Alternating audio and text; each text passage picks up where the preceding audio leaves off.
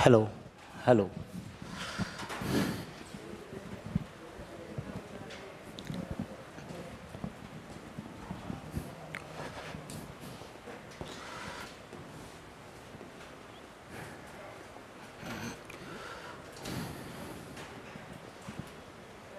चलिए, मैं थोड़ा सा लास्ट क्लास का आपको रिवाइज कराता हूँ। Henry's law. देखिए, हम बात कर रहे थे solubility of gases in liquid की। मैंने क्या कहा था? मान लो मैंने कोई 1 लीटर लिक्विड लिया, उसके ऊपर से गैस रख रहा हूँ, गैस पर प्रेशर लगा रहा हूँ, गैस घुलती जा रही है, घुलती जा रही है, घुलती जा रही है। एक समय ऐसा आएगा, एक समय ऐसा आएगा जब गैस का मैक्सिमम अमाउंट 1 लीटर लिक्विड में घुल जाएगा। उस मैक्सिमम अमाउंट को ही हम बोलते हैं सोलबिलिटी। उस मैक्सिमम अमाउंट को ही हम बोलते हैं सोलबिलिटी। तो मेनली मुझे प्रेशर का अफेक्ट देखना है, सोलबिलिटी पे क्या पड़ता है। जैसे मान लो ये लिक्विड है, ये ऊपर से गैस है, ये ऊपर से गैस है। अगर मैं गैस पर प्रेशर लगाऊंगा, अगर मैं गैस पर ऊपर से प्रेशर लगाऊंगा तो गैस की सोलबिलिटी लिक्विड में बढ़ेगी। The solubility of gas in liquid directly proportional to the partial pressure of that gas above liquid surface. कौन सा लॉ? Henry's law. वहां से एक रिजल्ट आया था निकलकर, P equal to KH into chi. What is P? Partial pressure of gas above liquid surface. What is KH? Henry's law constant. अच्छा, जो KH है वो सिर्फ और सिर्फ सोल्यूट पे डिपेंड करेगा, या सिर्फ सोलवेंट पे डिपेंड करेगा, या दोनों पर? दोनों पर। वो गैस पे भी डिपेंड करेगा और वो आपके सोलवेंट पे भी डिपेंड करेगा। दूसरा, ये काई जो है ये मोल फ्रैक्शन ऑफ गैस है। कहाँ? In liquid. जब गैस लिक्विड में घुल जाती है तो मोल fraction of gas in liquid.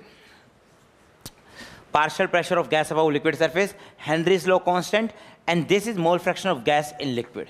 ठीक है, तो हेनरीज लॉ पर कुछ न्यूमेरिकल आते हैं, दूर से ही पता लग जाएगा कि हेनरीज लॉ का सवाल है। कहीं ना कहीं सवाल में गैस को लिक्विड में घोला जाएगा, पहला हिंट तो ये। दूसरा, कोई आपको हेनरीज लॉ कांस्टेंट दे दे, समझ जाना कि ये हेनरीज लॉ का सवाल है, ये हेनरीज लॉ का सवाल है। चलिए इधर देखते हैं।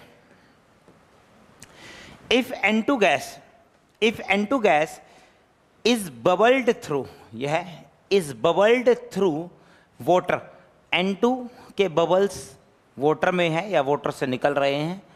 At this temperature how many millimoles of N2 in 1 litre of पानी? in 1 लीटर ऑफ पानी assume N2 exerts a partial pressure of 0.987 bar. KH आपको दे रखा है 76.48 किलो बार। चलिए सवाल को समझाता हूं, पहले सवाल को समझाता हूं। देखो, यहां पर 1 लीटर पानी है, 1 लीटर पानी है। यहां पर 1 लीटर ऑफ वाटर है। चलिए, 1 लीटर ऑफ वाटर है, इसमें N2 को घोला जा रहा है, N2 गैस को इसमें घोला जा रहा है। बहुत खूब, ठीक है, इसमें N2 को घोला जा रहा है। How many millimoles of N2?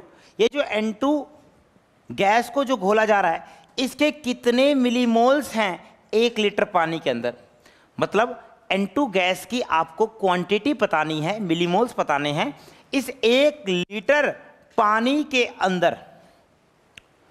और भी कुछ दे रखा है, एज्यूम N2 एक्सर्ट से partial pressure of 0.987 bar. KH भी दे रखा है। चलिए, जैसे ही KH मुझे मिला और मुझे पता लगा यार ये तो N2 की लिक्विड में घुलने की बात हो रही है, ये तो गैस की लिक्विड में घुलने की बात हो रही है, तो सीधा दिमाग में हिट करता है हेनरीज लॉ। दिमाग में सीधा हिट करता है हेनरीज लॉ। मैंने हेनरीज लॉ इक्वेशन लिखी। हेनरीज लॉ इक्वेशन क्या है? P equal to KH into chi. P equal to KH into chi. चलिए, P का मतलब क्या होता है बताना अब? Partial pressure of gas above liquid surface. बताओ N2 ऊपर से कितना प्रेशर लगा रही है? देखो लिख रखा है, एज्यूम N2 एग्जिट से पार्शियल प्रेशर ऑफ 0.987, मतलब N2 जो ऊपर से पार्शियल प्रेशर लगा रही है वो है 0.987 बार। सुनते रहना, ये N2 का प्रेशर है अबव लिक्विड सरफेस, ये N2 का मोल फ्रैक्शन है इन लिक्विड। चलिए पता लग गया सर N2 प्रेशर पता कितना लगा रहा है? ये लगा रहा है 0.987 बार। अब KH को पुट करना है। मोल फ्रैक्शन की कुछ यूनिट होती है, मोल फ्रैक्शन होता है मोल्स अपॉन मोल्स, मोल्स ने मोल्स को मार दिया तो मोल फ्रैक्शन क्या? Unit less. मोल फ्रैक्शन की कोई यूनिट नहीं है। जो P(N2) की यूनिट है, जो इसकी यूनिट है वही KH की यूनिट है, जो इसकी यूनिट है वही इसकी यूनिट है। एक बात बताओ, KH आपको दे रखा है, कितना दे रखा है? 76.48 किलो बार। प्रेशर है बार में, KH है किलो बार में। लेकिन यहां से मुझे पता लगा था अभी थोड़ी देर पहले कि P और KH दोनों की यूनिट क्या रहनी चाहिए? सेम। लेकिन एक दे रखा है बार में, एक है किलो बार में, तो दोनों को सेम में बनाओ। तो ऐसा करता हूं, जो ये KH दे रखा है इसको भी बार में कन्वर्ट कर लेता हूं। 1 किलो बार में कितने बार होते हैं? 1 किलोग्राम में कितने ग्राम? 1000। तो 1 किलो बार में कितने बार? 1000। तो अगर किलो बार से मुझे बार में कन्वर्ट करना है तो 1000 से क्या करूंगा? मल्टीप्लाई। चलिए 1000 से मल्टीप्लाई कर दिया, 10 की पावर 3 से मल्टीप्लाई कर दिया, इतने बार।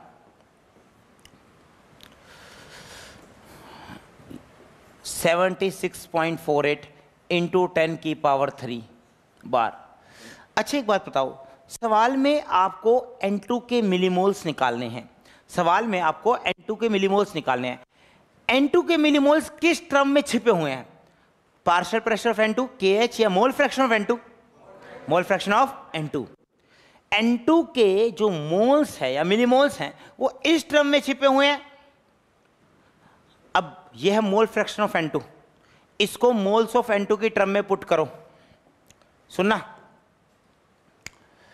मोल फ्रैक्शन ऑफ N2 घुलने के बाद दो कंपोनेंट है, एक N2 है और एक पानी है। ठीक है, एक N2 है और एक पानी है, एक N2 है और एक पानी है। बताओ मोल फ्रैक्शन ऑफ N2 क्या होगा? ऊपर न्यूमरेटर में क्या आएगा? जिसका मोल फ्रैक्शन निकालना है उसी के मोल्स। ऊपर न्यूमरेटर में क्या आएगा? N2 के मोल्स। नीचे क्या आएगा? Total moles. टोटल मोल्स किसके मोल्स? N2 के मोल्स प्लस पानी के मोल्स। चलिए इतना भी कर लिया। अब अगला स्टेप देखना बहुत खतरनाक है। मुझे N2 के मोल्स निकालने हैं, मुझे N2 के मोल्स निकालने हैं। निकाल लूंगा अगर मोल्स ऑफ पानी पता लग जाए तो, अगर ये पता लग जाए तो निकाल लूंगा, कौन सी बड़ी बात है। किंतु उससे पहले एक बात सुनना, जब गैस लिक्विड में घुलती है तो लिक्विड के सामने गैस का अमाउंट कुछ भी नहीं होता, ये सच्चाई है।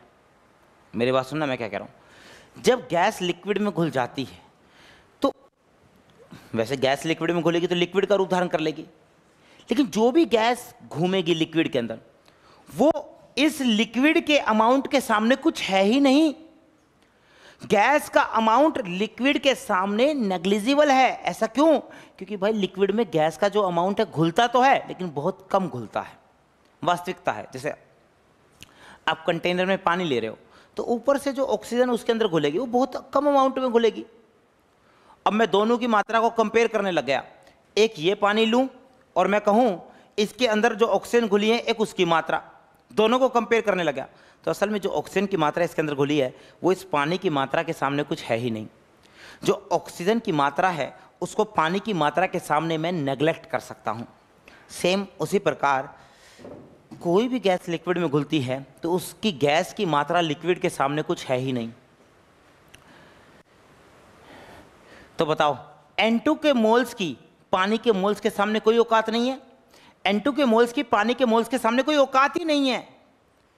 तो N2 के मोल्स को मैं पानी के मोल्स के सामने नेग्लेक्ट कर सकता हूं, जैसे एग्जांपल देता हूँ, मान लो पानी के मोल्स 100 है, वैसे एग्जांपल दे रहा हूँ, तो पता है N2 के मोल्स 0.1 इतने कम होते हैं।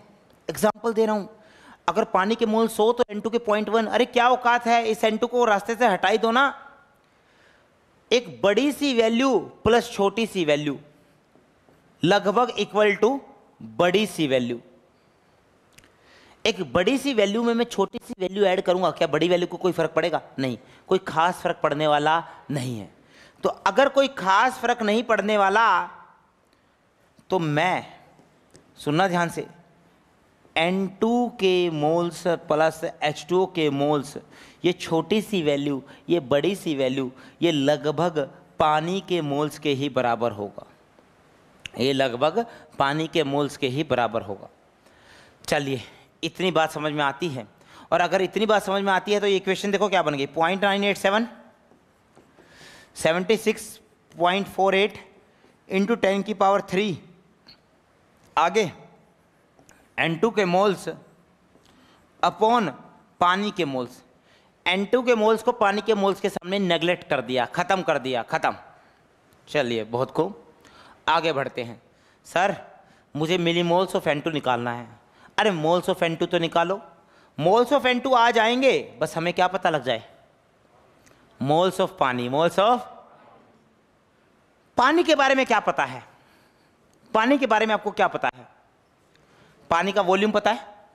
सुना ध्यान से, पानी का 1 लीटर दे रखा है। 1 लीटर के अंदर कितने ml? 1 लीटर के अंदर कितने ml? 1000।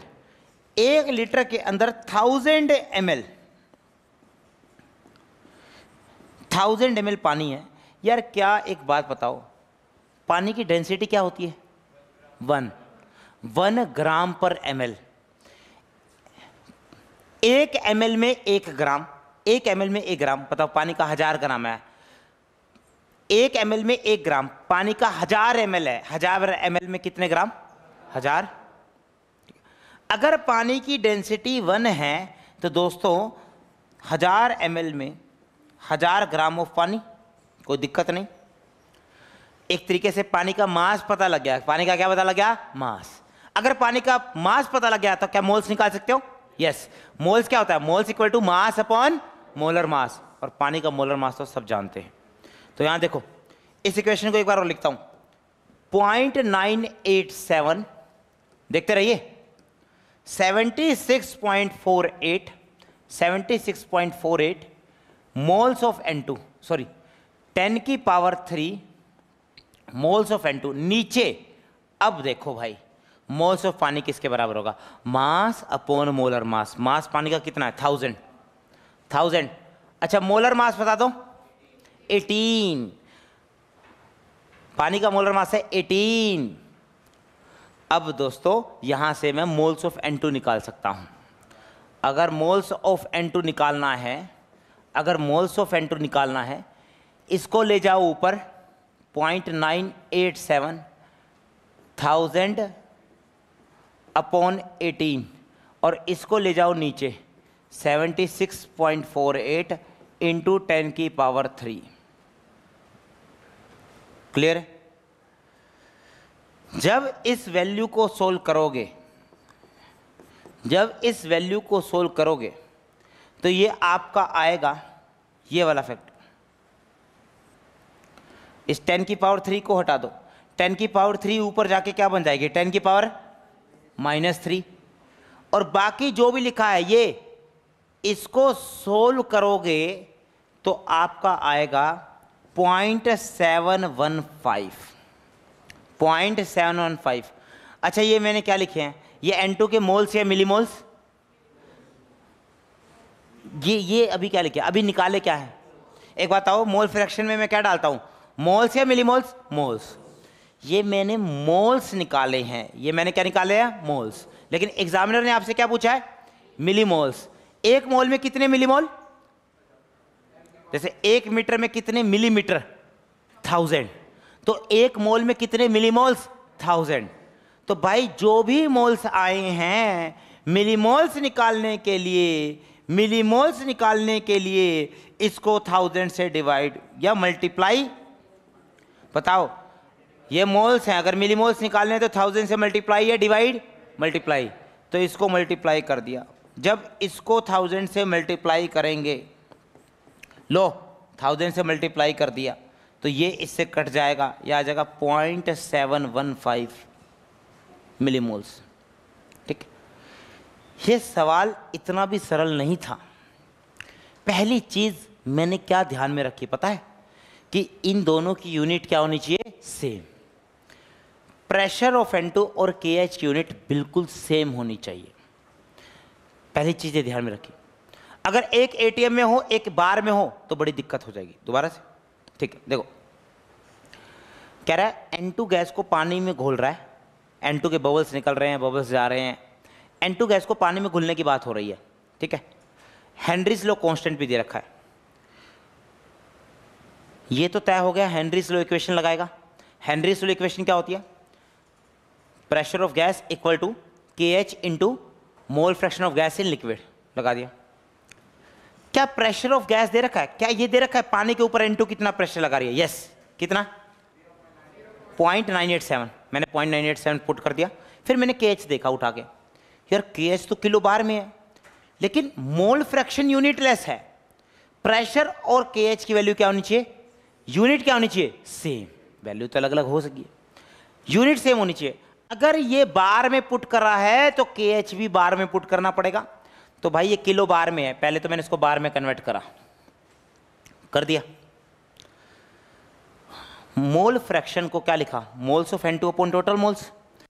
लेकिन भाई नीचे टोटल मोल्स लिखा तो है, लेकिन गैस की पानी के सामने कोई औकात नहीं है। कभी भी दुनिया में कोई गैस लिक्विड में घुलती है तो उस गैस की लिक्विड के सामने कोई औकात नहीं होती।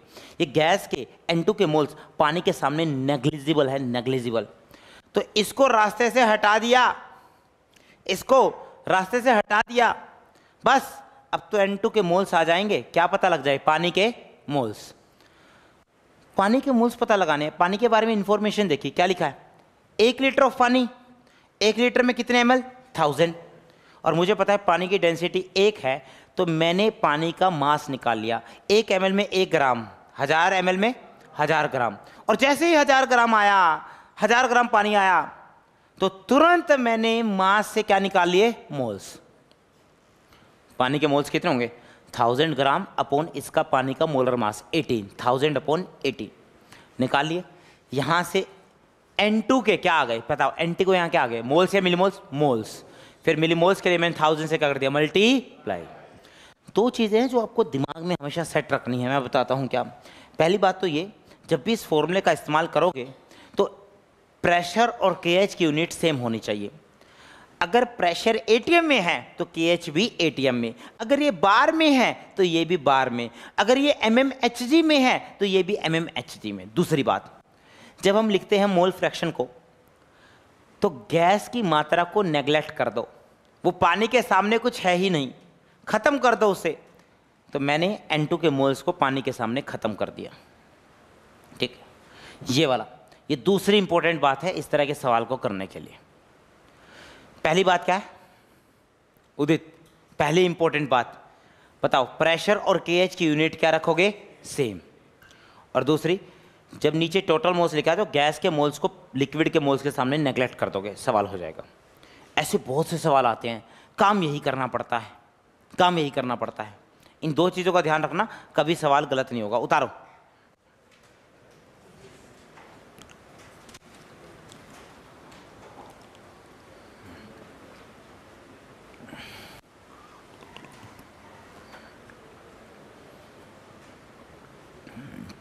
कटिंग करवा दी क्या हैं? असल में पता नहीं लगता, जब कटिंग करवा रहे होते हैं ना तो लगता है आपके साथ बहुत अच्छा होगा, अंत में पता लगता है क्या हुआ है।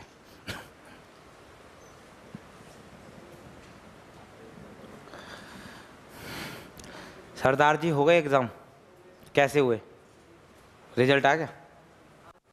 हाँ जी, कैसा रहा? अच्छा रहा। चलो बधाई हो। अब थोड़े दिन बाद एसी शुरू कर देंगे, ठीक है? एसी चल रहा है वैसे? चलो ये भी चला दो, वो पिछला चला दो, पिछला भी चल रहा है, ये चला दो, चला लो, चला ले भाई। चलाने घर पे एसी नहीं है क्या?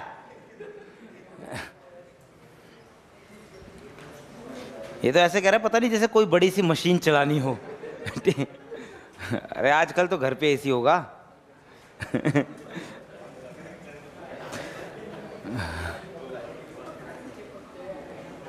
और आज तक इधर कोई नहीं चिपका, कभी सोच रहा हो बिजली के करंट से कोई चिपक गया हो।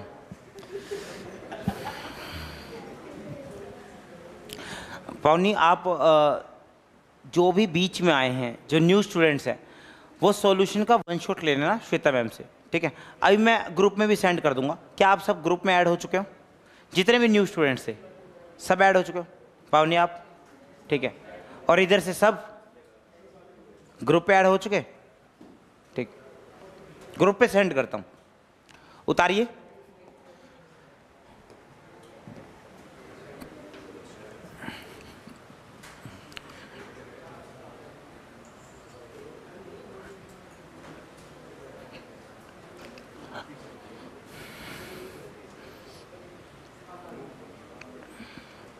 उतार लिया?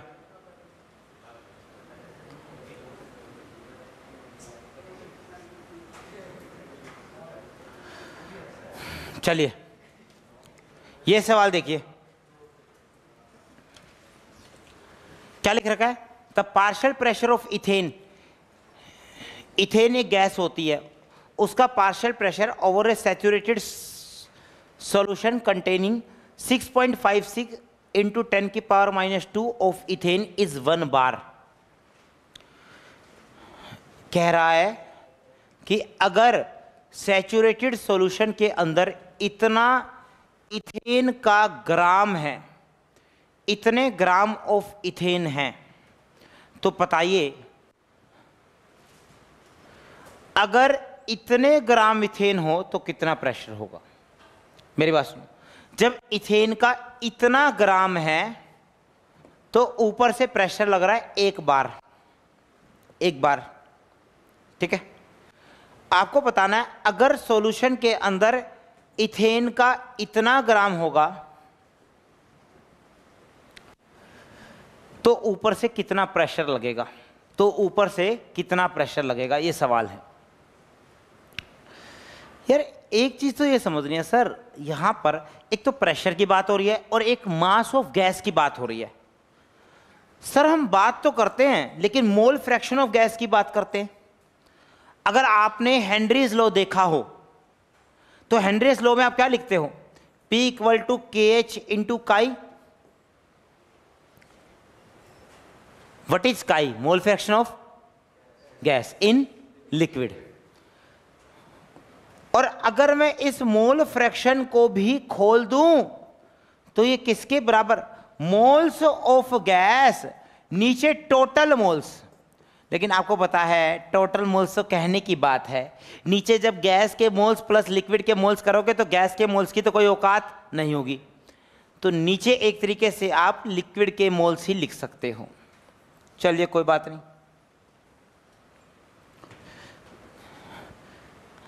सर अभी भी मुझे ये पता नहीं लगा प्रेशर और मास का क्या रिलेशन है? मास किसके अंदर छिपा है? मास ऑफ गैस किसके अंदर छिपा है? Moles of gas. Moles of, बताओ मोल्स ऑफ गैस को क्या पुट कर सकते हो? मास upon molar mass. Mass of gas upon molar mass, और नीचे वही लिक्विड के मोल्स। अब देखकर बताइए प्रेशर और मास का क्या रिलेशन है? डायरेक्टली प्रोपोर्शनल या इनवर्सली? देखो प्रेशर की टर्म में देखो मास ऑफ गैस ऊपर आ रहा है नीचे, बताओ प्रेशर की टर्म में देखो मास ऑफ गैस ऊपर आ रहा है नीचे ऊपर, तो बताओ प्रेशर मास के डायरेक्टली प्रोपोर्शनल या इनवर्सली? डायरेक्टली। तो क्या मैं ये लिख सकता हूं जो गैस का प्रेशर होगा वो मास of gas dissolved in liquid के डायरेक्टली प्रोपोर्शनल होगा? बिल्कुल कह सकता हूं बात। अब सुनो, अगर मैं ये बात कह सकता हूं, ये मैंने कंक्लूड करा है, अगर मैं ये कह सकता हूं तो देखो पहला क्या, कितना प्रेशर इथेन का लग रहा था, 1 बार, सुना 1 बार, डायरेक्टली प्रोपोर्शनल है। कितना इथेन का मास था, 6.56 इंटू 10⁻² ग्राम। Clear, done. ये है पहली इक्वेशन। दूसरा, इफ द सॉल्यूशन, अब कितना मास इथेन का कह रहा है, अब दूसरे केस में, फाइनल केस में कितना मास इथेन का डिसोल्व है, 5 इंटू 10⁻²। हमसे क्या पूछा है, ऊपर से कितना क्या लग रहा है, प्रेशर। हमें एक बात तो पता है, जितना भी प्रेशर लग रहा होगा वो किसके डायरेक्टली प्रोपोर्शनल होगा, उस समय जितना मास ऑफ गैस लिक्विड में डिसोल्व है। कितना मास डिसोल्व है, 5 इंटू 10⁻²। मैंने पुट कर दिया 5 इंटू 10⁻² ग्राम। यह है सेकेंड इक्वेशन। एक बात बताइए, जैसा रिलेशन ये है वैसा ही रिलेशन ये है, तो अगर मुझे प्रेशर निकालना है, सब कुछ मालूम है, तो मैं इन दो इक्वेशन के साथ क्या करूं, डिवाइड कर दें। क्या कर दें, डिवाइड। अरे भाई साहब सुनो, शॉर्ट में बताता हूं, ये जो भी रिलेशन है ये एक जैसा रिलेशन है। अगर इसके कांस्टेंट भी लिखूंगा ना तो इन दोनों के कांस्टेंट भी क्या निकल कर आएंगे, सेम।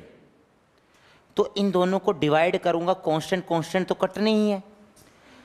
तो जब भी ऐसा आपके साथ भविष्य में हो तो सीधा उठाकर डिवाइड कर दो। ये दोनों सेम ही तो रिलेशन है, एक ही तरह की तो रिलेशन है, तो इन दोनों को डिवाइड कर दो। बताओ किसको किससे डिवाइड करूं, फर्स्ट को सेकंड से या सेकंड को फर्स्ट से, सेकंड को फर्स्ट से।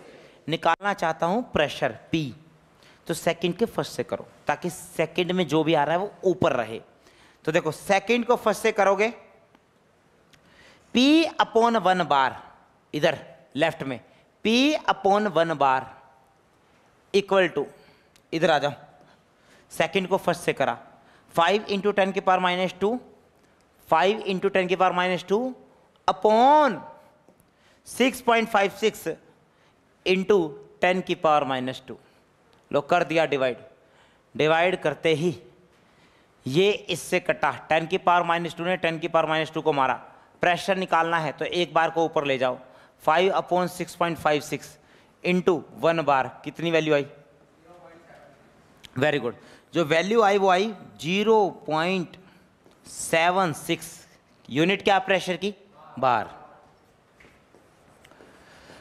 अब एक बात आपको बताता हूं, देखो ये जो लिखना है ये कोई नई बात नहीं है, ये कोई नई बात नहीं है।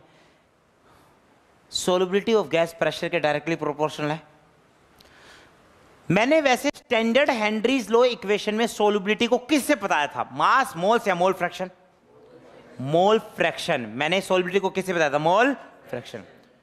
लेकिन यार सोलबिलिटी तो मास भी होता है, सोलबिलिटी तो मोल्स भी होता है। अरे सोलबिलिटी को मास भी तो बता सकता है, मास कम ज़्यादा, मोल्स कम ज़्यादा, जैसे मोल फ्रैक्शन कम ज़्यादा। तो ये कहने में क्या बुराई है कि mass of gas dissolve directly proportional to pressure या pressure directly proportional to mass. ये है हेनरी ही लॉ, ठीक है, ये स्टेटमेंट हेनरी ही लॉ की है, लेकिन ये स्टैंडर्ड रूप नहीं है, ये स्टैंडर्ड रूप नहीं है। क्लियर है? तो कुछ नहीं करा हमने, pressure directly proportional to mass, इतना मास है तो ये pressure, 1 bar directly proportional to this mass. मुझे प्रेशर बताना है जो इस मास के डायरेक्टली प्रोपोर्शनल होगा, सेम रिलेशन है, डिवाइड कर दिया। डिवाइड करोगे तो टेंशन मत लो, सीधा P निकल कर आ जाएगा। ठीक, चलिए, ये कोई नई बात नहीं है। अगर आपको कहूं P gas directly proportional to moles of gas, सही है गलत, सही। P gas directly proportional to mass of gas, सही है गलत, सही। P gas directly proportional to mole fraction, सही है गलत, सही। लेकिन स्टैंडर्ड कौन सा है, मोल फ्रैक्शन। क्लियर है? उतारिए।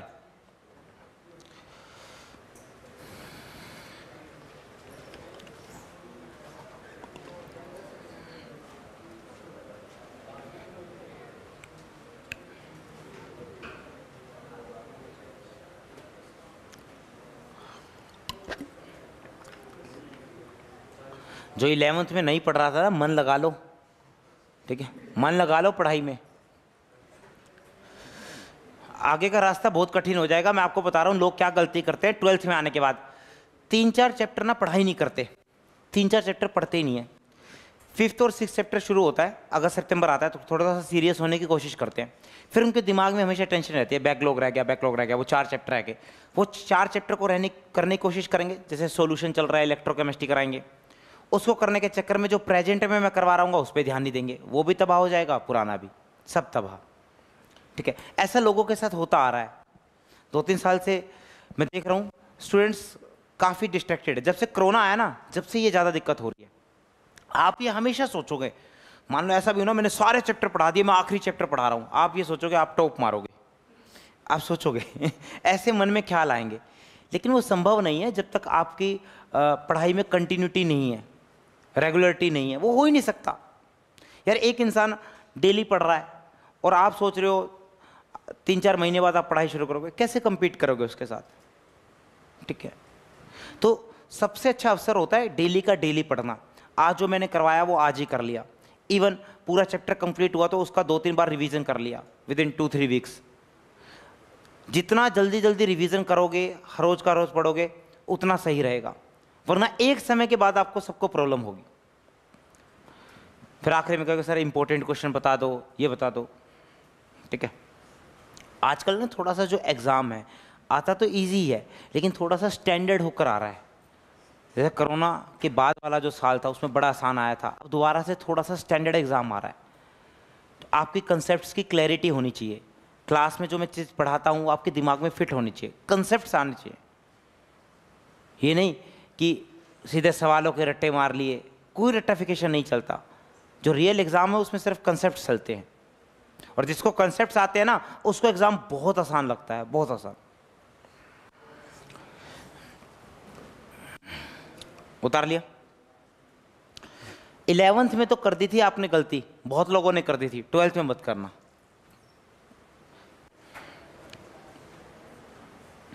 इलेवेंथ में तो सब कुछ स्कूल वालों के हाथ में होता है ना, 12th में स्कूल वालों के हाथ में बहुत कम है। ठीक है, सिर्फ एक प्रैक्टिकल के मार्क्स ही तो हैं।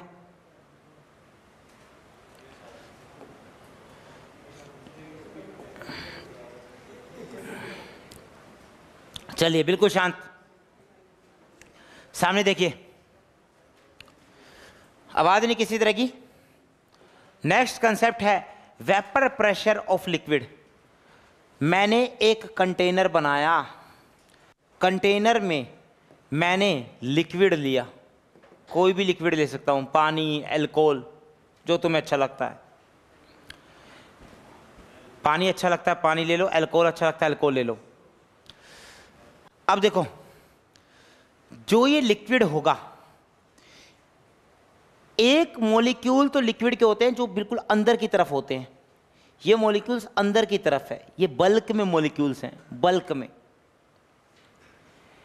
एक मॉलिक्यूल होते हैं जो सरफेस पर होते हैं, जो सरफेस पर होते हैं। अगर मैं इसे थोड़ा सा हीट कर दूं, नीचे से थोड़ी सी आग लगा दूं, अगर नीचे से थोड़ी सी आग लगा दूं तो बताओ उड़कर ऊपर कौन जाएंगे? बल्क मॉलिक्यूल्स अंदर वाले मॉलिक्यूल्स से सरफेस मॉलिक्यूल्स? सरफेस मॉलिक्यूल्स सबसे पहले उड़कर सरफेस मॉलिक्यूल्स जाएंगे। अब सुनो, ये सरफेस मॉलिक्यूल उड़ने लगे, जैसे ही लिक्विड मॉलिक्यूल्स उड़ेंगे दोस्तों ये वेपर में कन्वर्ट होने लगे, ये तो वेपर बनाने लगे, वेपर, ये तो वेपर में बदलने लगे। वेपर गैस ही तो है, जो वेपर है गैस ही तो है। इसका मतलब शुरुआत में जैसे थोड़ा सा टेम्परेचर बढ़ाया, लिक्विड से गैस बनने लगा, लिक्विड से गैस बनने लगा, चलो बहुत सही, लिक्विड से वेपर्स बनने लगे। लेकिन कुछ समय के बाद जब यही वेपर्स इस सरफेस से टकराएंगे, जैसे ही वेपर सरफेस से टकराएंगे तो दोबारा से लिक्विड में कन्वर्ट हो जाएंगे। जैसे आपने देखा हो, इसी पानी को मैं गर्म करके इस बोतल में रख दूं तो आपको दिखाई देगा यहां पर पानी से चिपका नजर आएगा। जो वेपर्स होते हैं वो बोतल के सरफेस से टकराएंगे और दोबारा से लिक्विड ड्रॉप्स में कन्वर्ट हो जाएंगे।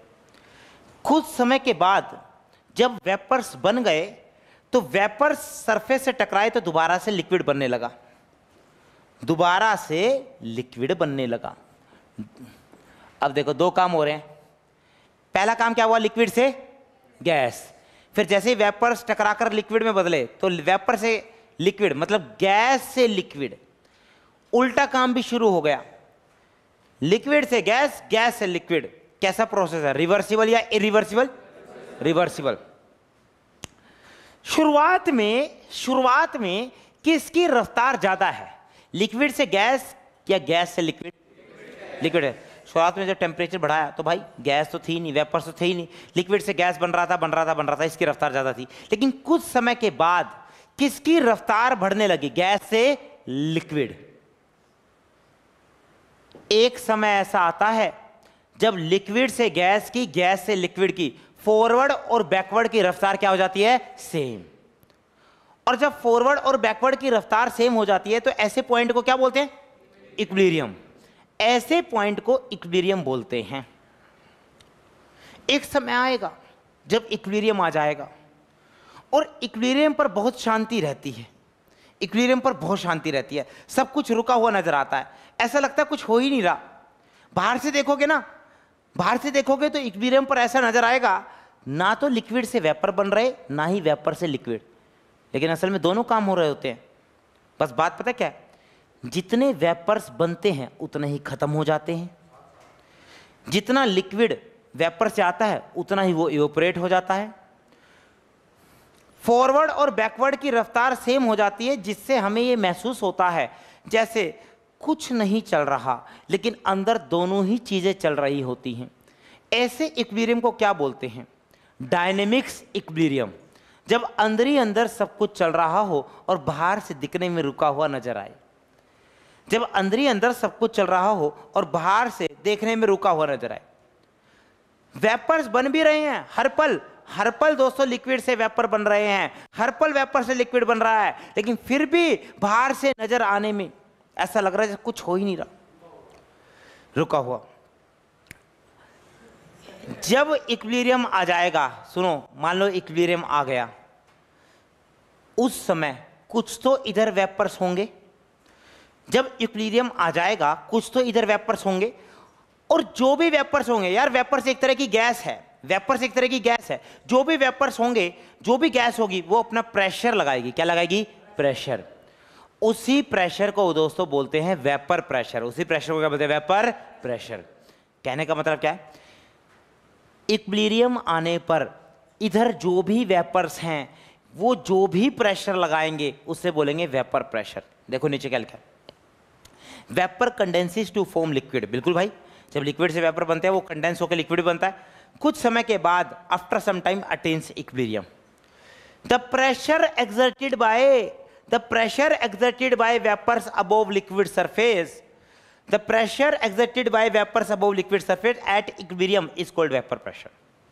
तो आपसे पूछे वेपर प्रेशर क्या है तो क्या कहोगे, जब लिक्विड से गैस, गैस से लिक्विड या लिक्विड से वेपर, वेपर से लिक्विड का जब इक्विलिब्रियम आ जाता है उस समय जो भी वेपर्स अपना प्रेशर लगा रहे हैं उसे बोलते हैं वेपर प्रेशर। मतलब मेन एक पॉइंट आपको नोट करना है, वेपर प्रेशर किसी भी समय पे डिफाइन है या सिर्फ इक्विलिब्रियम पर?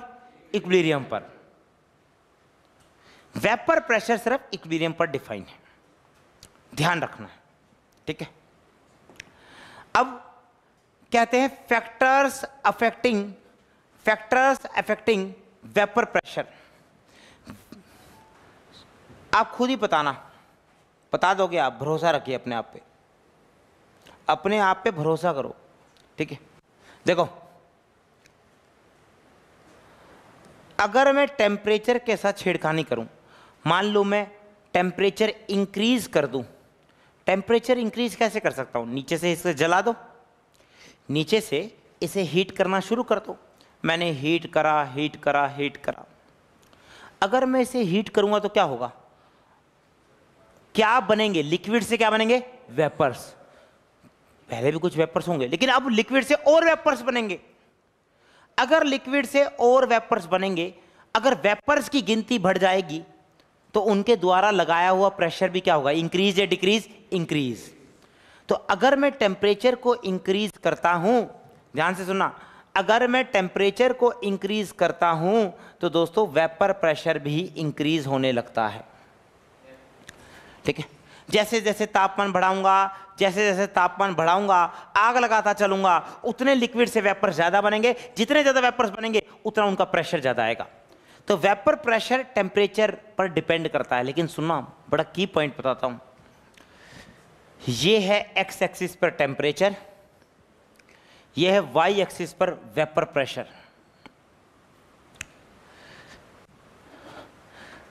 जब मैं टेम्परेचर को बढ़ाऊंगा तो वेपर प्रेशर भी बढ़ना चाहिए। असल में ऐसे बढ़ता है,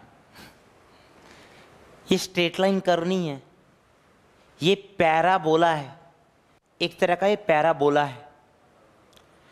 स्ट्रेट लाइन और पैराबोला में क्या अंतर है?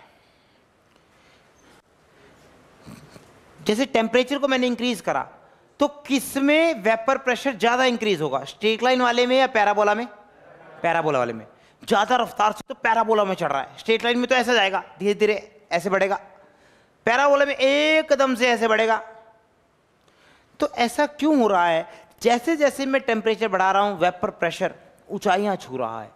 तो सुनो, देखो, जब आप तापमान बढ़ाओगे, एक ही बार बताऊंगा, ठीक है, जब आप तापमान बढ़ाओगे तो भाई लिक्विड खत्म हो रहा है,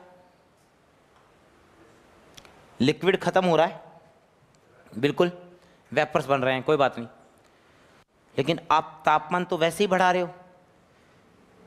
अब जो तापमान बढ़ा रहे हो वो कम लिक्विड को हीट कर रहा है, तो जो कम लिक्विड होगा कुछ समय के बाद, जो कम लिक्विड बचेगा, उसको जब वही टेम्परेचर हीट करेगा तो ज्यादा करेगा या कम? ज्यादा। पहले तो ज्यादा लिक्विड था, मैं उसको हीट कर रहा था, चलो वेपर्स बनने की कुछ रफ्तार है। लेकिन जब लिक्विड वेपर्स में कन्वर्ट हो चुका है, लिक्विड जब कम बचा है कुछ समय के बाद, अब मैं आग लगा रहा हूं तो उस कम लिक्विड को जो मेरा टेम्परेचर है, हीट है, वो और अच्छी तरह उबालेगा, बाद में और जबरदस्त वेपर्स बनेंगे। मतलब जब मैंने इतना लिक्विड लिया था ना तो वेपर्स की रफ्तार बढ़ रही थी, वेपर्स बन रहे हैं, कुछ समय के बाद और रफ्तार से वेपर्स बन रहे हैं, फिर और रफ्तार से वेपर्स बन रहे हैं। मतलब वेपर्स की गिनती समय के साथ साथ बढ़ रही है, तो वेपर प्रेशर भी एकदम से बढ़ता चला जाएगा। ठीक है, तो यहां पर इसलिए दोस्तों मुझे ऐसा कर्व देखने को मिला है। धीरे धीरे जैसे जैसे हीट कर रहा हूं ना तो लिक्विड खत्म हो रहा है, तो जो भी लिक्विड बच रहा है उस पर वो हीट और अच्छी तरह काम कर रही है, इसलिए एकदम से समय के साथ साथ वेपर प्रेशर बढ़ता चला जा रहा है। क्लियर है? अगला पॉइंट, लास्ट पॉइंट, ये क्या कह रहा है? Nature of liquid. मुझे किसी ने कहा दो लिक्विड हैं, एक है, ध्यान से सुना, एक है पानी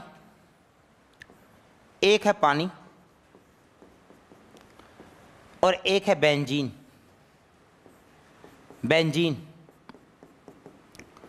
मुझे दोनों का वेपर प्रेशर कंपेयर करना है, बहुत इंपॉर्टेंट कंसेप्ट, सुनते रहना ध्यान से। यार पानी आपस में कौन सी बॉन्डिंग करते हैं? कोवैलेंट, आयनिक या हाइड्रोजन? पानी सुना होगा, पानी आपस में हाइड्रोजन बॉन्डिंग करेंगे। अगर पानी आपस में हाइड्रोजन बॉन्डिंग करेंगे, हाइड्रोजन बॉन्डिंग एक स्ट्रॉन्ग फोर्स या वीक फोर्स? बताओ, हाइड्रोजन बॉन्डिंग एक स्ट्रॉन्ग फोर्स या weak force? Strong force. Hydrogen bonding बहुत जबरदस्त फोर्स है। पानी से चिपका रहेगा। क्या पानी का उड़कर वेपर बनाने का मन है? नहीं, पानी से ही अच्छी तरह चिपका हुआ है, तो उसका वेपर्स बनाने का ज़्यादा मन नहीं है। तो वेपर्स पता हो ज़्यादा बनाएगा या कम बनाएगा? कम। अगर वेपर्स कम बनाएगा तो वेपर प्रेशर भी क्या आएगा? कम। तो सुनो, मॉलिक्यूल्स के बीच में अच्छा इंटरेक्शन, मॉलिक्यूल्स के बीच में हाइड्रोजन बॉन्डिंग अच्छा इंटरेक्शन, अगर फोर्स ऑफ इंटरेक्शन अच्छा है तो वेपर प्रेशर कम आ रहा है। फोर्स ऑफ इंटरेक्शन अच्छा है, फोर्स ऑफ इंट्रैक्शन स्ट्रांग है तो वेपर प्रेशर दोस्तों कम आया, कम। चलिए बहुत खूब, इधर आ जाओ। ये बेंजीन पहले भी कहीं बताया था, पोलर या नॉन पोलर? बेंजीन पोलर या non polar? Non polar. Benzene benzene के बीच में, नॉन पोलर के बीच में कैसा इंट्रैक्शन? वोंडरवॉल। बोलो कैसा? वोंडरवॉल। वोंडरवॉल एक स्ट्रॉन्ग इंट्रैक्शन है, वीक? वीक। दोस्तों बेंजीन बेंजीन नॉन पोलर के बीच में वोंडरवॉल, और वोंडरवॉल एक वीक इंट्रैक्शन है। वोंडरवॉल एक वीक इंट्रैक्शन है। तो जब इन दोनों के बीच में इंट्रैक्शन वीक होगा, आपस में इतना प्यार नहीं करेंगे, तो बताओ बेंजीन ऊपर उड़कर जाएगा या नहीं जाएगा? जाएगा। अगर उड़कर आसानी से ऊपर जाएगा तो आसानी से वेपर्स बनाएगा या नहीं बनाएगा? बनाएगा। तो वेपर्स ज्यादा बनेंगे तो वेपर प्रेशर क्या आएगा? ज्यादा। तो जब वीक इंट्रैक्शन है तो वेपर प्रेशर ज्यादा आ रहा है। इसका मतलब इंट्रैक्शन ज्यादा, वेपर प्रेशर कम, इंट्रैक्शन कम, वेपर प्रेशर ज्यादा। तो वेपर प्रेशर और force of interaction directly proportional है, इनवर्सली? इनवर्सली। वही लिख रखा है। If the force of attraction between molecules is less, if force of attraction between molecules is less, then vapor pressure will be more and vice versa. और मैं इधर एक बात और बोल सकता हूं, vapour pressure inversely proportional to the force of interaction. Force of interaction, ये इंट्रैक्शन किसके बीच में लग रहा है? किसके बीच में लग रहा है? मॉलिक्यूल्स।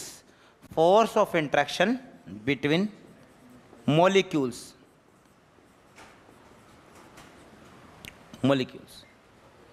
ठीक है। तो देखो आपने क्या सीखा सर, वेपर प्रेशर में आपने क्या पढ़ाया भाई?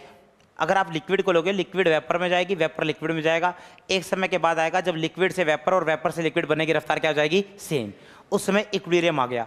उस इक्विलिब्रियम पर जो भी वेपर्स होंगे वो जो भी प्रेशर लगाएंगे उसे क्या बोलेंगे? Vapour pressure. मतलब वेपर प्रेशर किसी भी पॉइंट पर डिफाइन है, सिर्फ इक्विलिब्रियम पर, इक्विलिब्रियम पर। नेक्स्ट पॉइंट, कौन से फैक्टर्स है जो वेपर प्रेशर को अफेक्ट करते? जैसे टेम्परेचर। अगर मैं टेम्परेचर को इंक्रीज करूंगा, अरे इंट्रैक्शन अट्रैक्शन सेम बात है।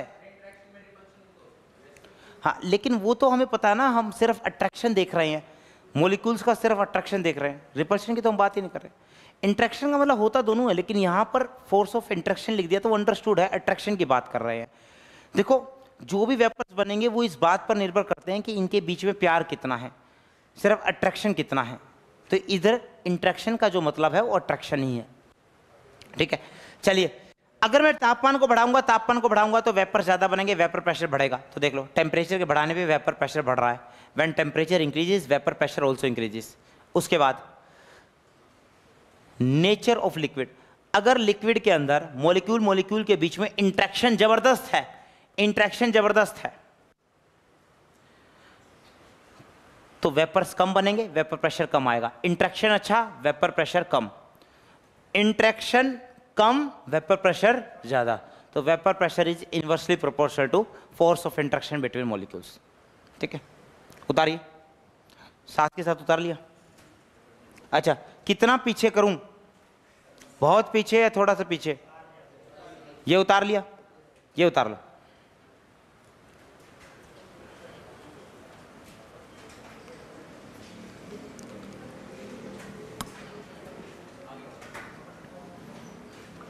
एक मिनट का वक्त दे रहा हूं, फटाफट ही उतार लो, फिर अगली स्लाइड कर दूंगा।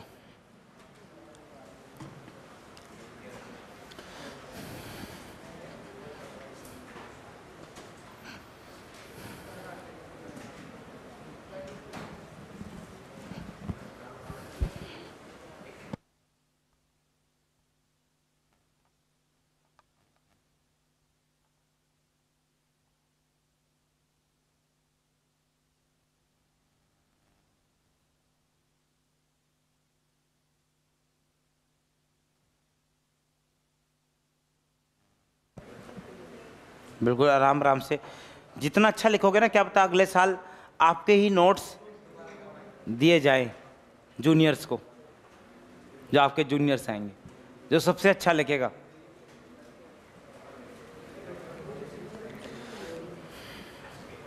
चलिए आज के लिए काफ़ी है, कल मिलते हैं, धन्यवाद।